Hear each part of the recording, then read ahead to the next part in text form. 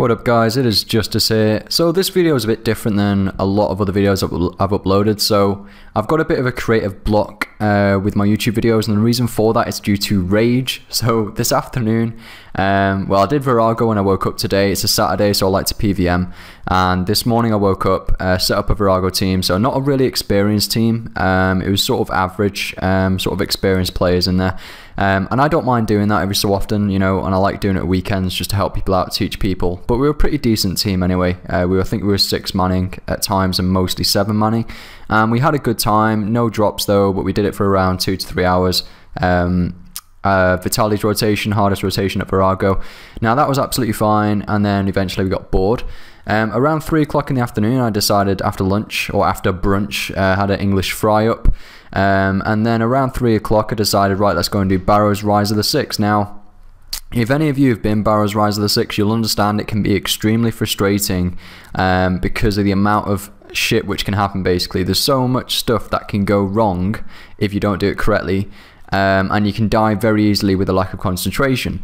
So at 3 o'clock, started doing Barrow's Rise of the Six, and yeah, I really wish I didn't now because I feel like I've been so unproductive, and it was just a pure endless cycle of rage.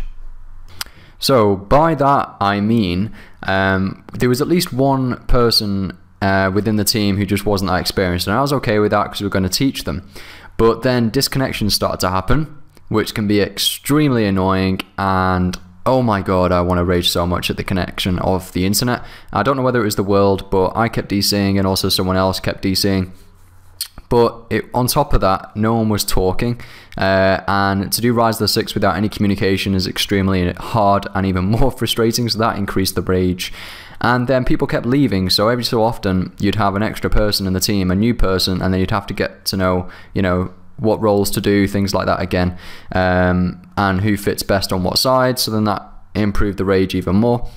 So this rage cycle kept going, so rather than just giving up after an hour, which I never do for some reason, rather than just giving up and moving on, I'm really determined with myself, like, right, we can get this going guys, we can get some consistent kills, right?